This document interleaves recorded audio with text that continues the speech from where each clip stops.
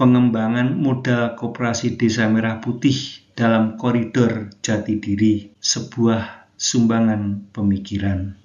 Koperasi Desa Merah Putih sebagai badan hukum koperasi, maka sesuai dengan Undang-Undang Nomor 25 Tahun 1992 tentang perkoperasian, maka modal Koperasi Desa Merah Putih terdiri yang pertama dari modal sendiri, yaitu modal yang dihimpun dari potensi para anggotanya sebagai pemilik koperasi.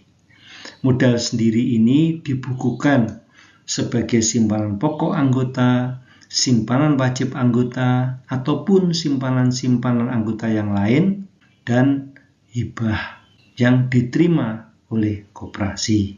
Berikutnya adalah modal pinjaman, yaitu modal yang diterima dari anggotanya sendiri maupun dari bukan anggota, seperti dari bank, dari lembaga-lembaga keuangan non-bank, maupun dari sesama koperasi. Inilah struktur permodalan koperasi Desa Merah Putih sesuai dengan Undang-Undang Nomor 25 Tahun 1992 yang terdiri dari modal sendiri dan modal pinjaman.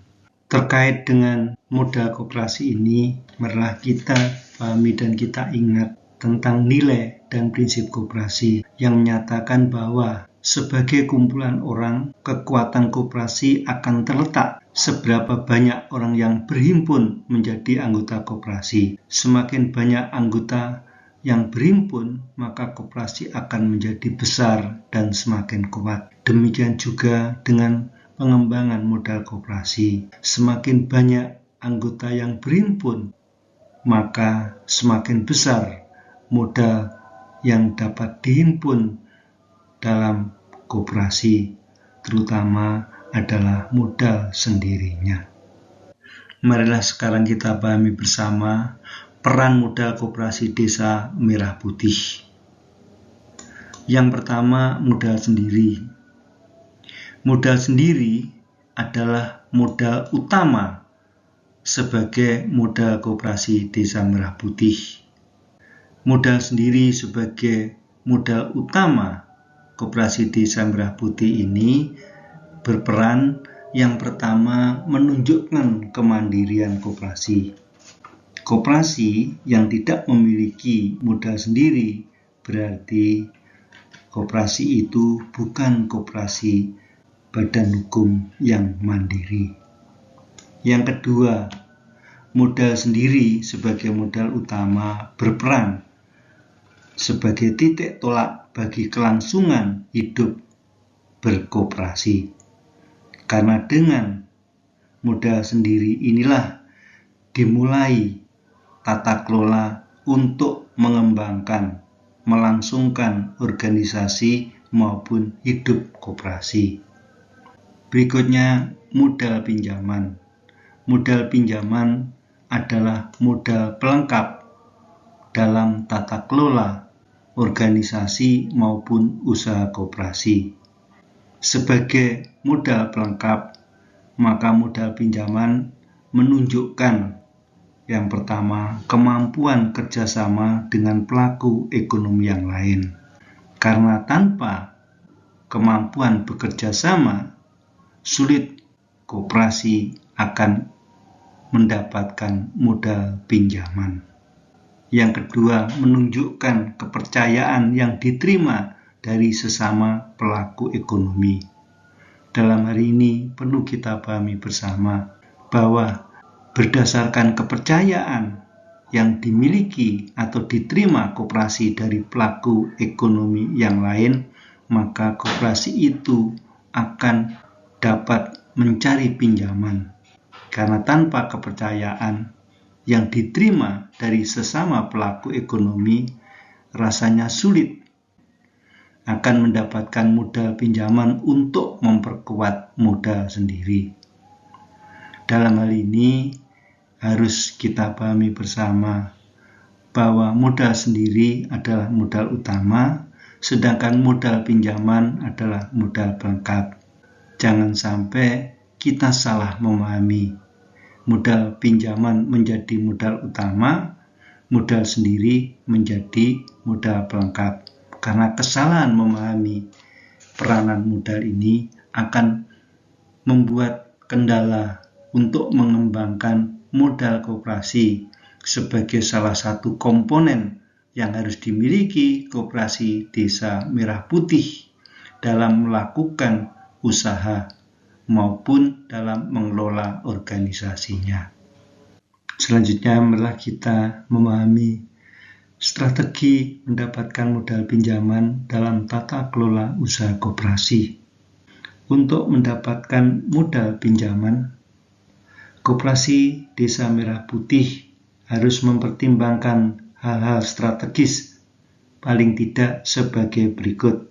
Yang pertama, mempertimbangkan kemampuan modal sendiri untuk mengembalikan pinjaman, agar ke depan tidak sampai terjadi Koperasi Desa Merah Putih tidak mampu mengembalikan pinjamannya.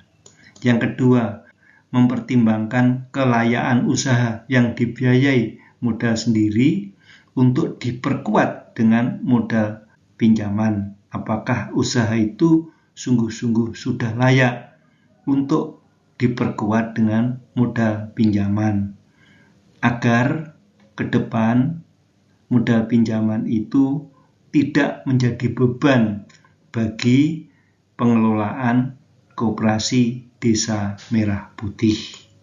Yang ketiga, harus mempertimbangkan kemampuan untuk mengelola modal pinjaman. Apakah Koperasi Desa Merah Putih sudah mampu untuk mengelola modal pinjaman atau belum? Karena ketidakmampuan untuk mengelola pinjaman justru akan menjadi beban yang harus ditanggung dalam tata kelola usaha maupun organisasi Koperasi Desa Merah Putih.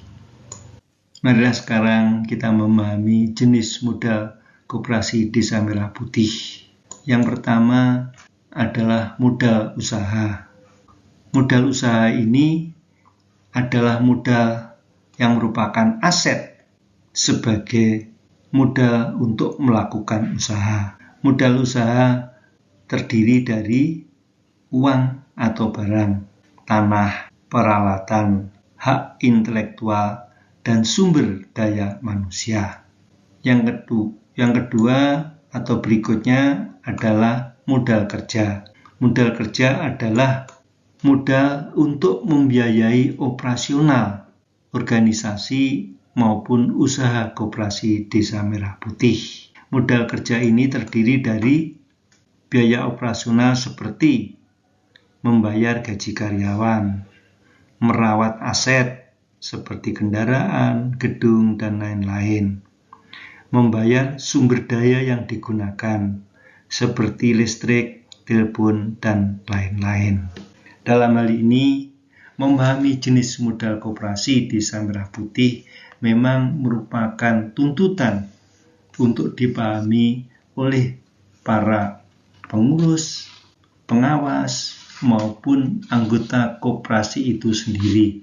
Sebagai pengelola akan didapat kemampuan mengelola modal koperasi secara profesional. Berikutnya, perlu kita pahami juga hal strategis sebagai benang merah antara modal dengan usaha dalam tata kelola Koperasi Desa Merah Putih. Hal-hal strategis tersebut dapat dipaparkan sebagai berikut. 1. Kekuatan dan kondisi modal yang dimiliki menentukan bentuk dan jenis usaha yang akan dilakukan. Yang kedua, modal yang dimiliki akan menentukan perencanaan usaha yang akan ditetapkan bersama dalam rapat anggota. Penalarannya dari hal strategis di atas adalah bahwa pengembangan usaha harus seiring dengan kemampuan modal yang dimiliki. Karena pengembangan usaha yang di luar kemampuan modal yang dimiliki akan berpotensi kegagalan usaha koperasi itu sendiri.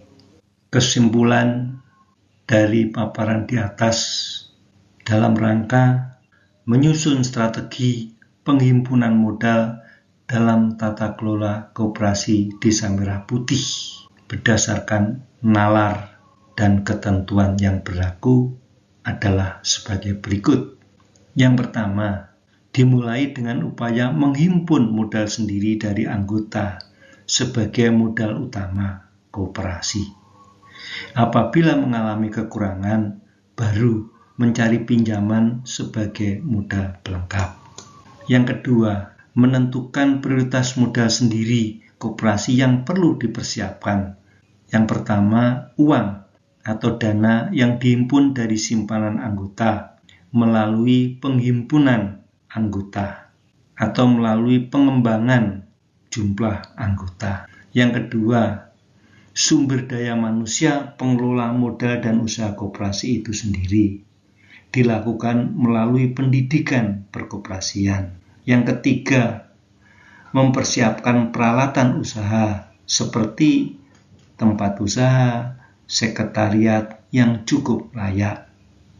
Dalam praktek, dapat memanfaatkan tempat yang dimiliki para anggota yang layak sebelum koperasi memiliki tempat usaha atau sekretariat sendiri. Yang keempat, mempersiapkan peralatan administrasi. Peralatan administrasi dapat memanfaatkan sementara peralatan yang dimiliki anggota.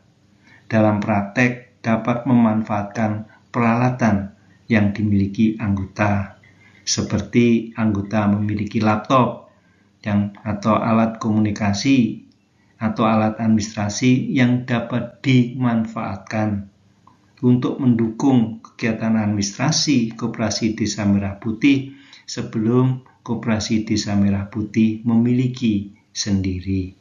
Yang ketiga, dengan memahami kemampuan modal sendiri inilah dirancang bersama dalam rapat anggota usaha yang akan dikembangkan atau dilakukan koperasi, sehingga dapat dihindari kesalahan memulai usaha koperasi desa dari modal pinjaman.